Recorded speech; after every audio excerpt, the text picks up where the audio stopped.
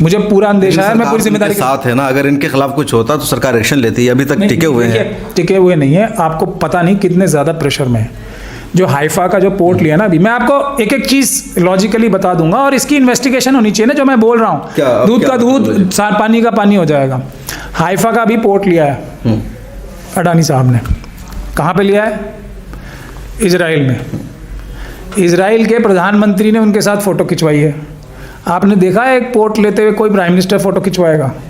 क्यों हुआ? उससे पहले यूएई के जो अमीर हैं, उन्होंने $400 मिलियन ये इनकी डूबती हुई नैया को बचाने के लिए उन्होंने अपना एकदम दांव पे लगा दिया। लगाया ये सब क्या इशारे कर रहे हैं कि ये अडानी जी इतने पावरफुल आदमी हो गए कि यूएई के शाही घराने से इनकी मदद होगी।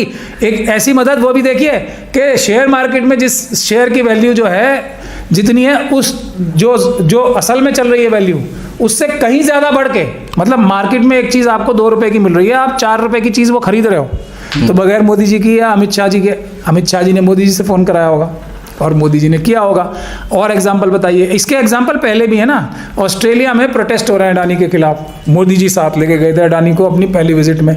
श्रीलंका में पार्लियामेंट में ये बात उठी है भाई कि मोदी जी ने ज़बरदस्ती हमसे एक अडानी जी को कॉन्ट्रैक्ट दिलवाया। तो ये जो नेतन्याहू साहब हैं, उनके बारे में भी सुन लीजिए। उनके ऊपर अपनी ही कंट्री में करप्शन के चार्जेस लग रहे हैं, मुकदमा चल रहा है उनके ऊपर करप्शन का। तो बहुत संगीन मुकदमा, बहुत संगीन मुकदमा चल रहा है। और ऐसे प्राइम मिनिस्टर साहब ने अडानी जी के साथ ऐसे टाइम में फ़ोटो खिंचवाई है और हाइफा का पोर्ट दिया है, मदद के लिए दिया है। तो कौन देशद्रोह का काम कर रहा है ये बताओ आप। अब आगे चलते हैं।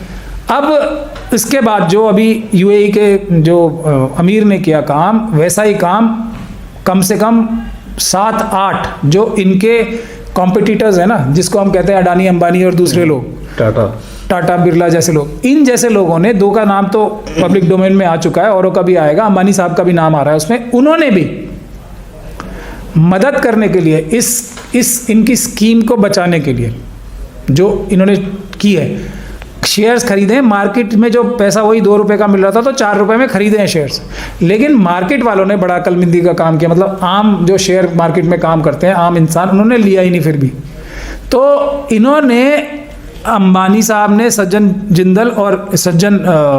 जिंदल और इसका जो एयरटेल वाले हैं भारती मित्तल, उन दोनों का तो मार्केट में नाम आ चुका है कि इन्होंने शेयर खरीदे अडानी को बचाने के लिए। तो अब लेकिन उससे भी काम नहीं चल रहा। आज भी लोअर सर्किट लगा है, क्योंकि पब्लिक अब एकदम समझ चुकी है बात। तो ये उसके बाद आरबीआई ने भी, अब खबरें आ रही हैं धीरे धीरे करके कि वापस इस पे इन्वेस्टिगेशन अब शुरू होने लगी है। अब उस LIC ने भी पूछताछ की है। सब चोरी डकैती तो हो रही थी, आपका मेरा पैसा जा रहा था।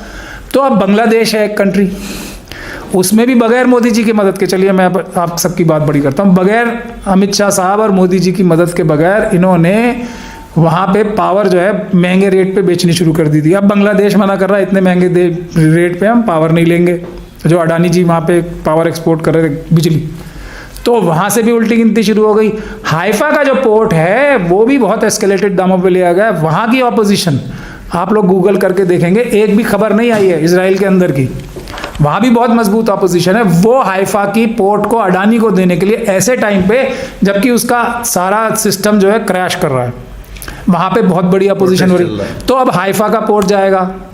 हाइफा का पोर्ट जो है, जो पोर्ट्स का बिजनेस है ना, अडानी जी ने अपने एक बेटा है उनका, उसको दे रखा है। उस बेटे का जो पत्नी है वो देश की, जो अमरचंद मंगलदास एक लीगल फर्म है ना, लॉ फर्म, उनकी मैनेजिंग डायरेक्टर हैं, अडानी साहब की जो बहू हैं। तो पूरा सेटिंग से काम हो रहा है, लेकिन ये सारा लीगल एक्यूमेन, ये वकालत और ये मदद बचा नहीं पाएगी। इसीलिए हम कह रहे हैं कि अगर देश को बचाना है चाइनीज़ हाथों से,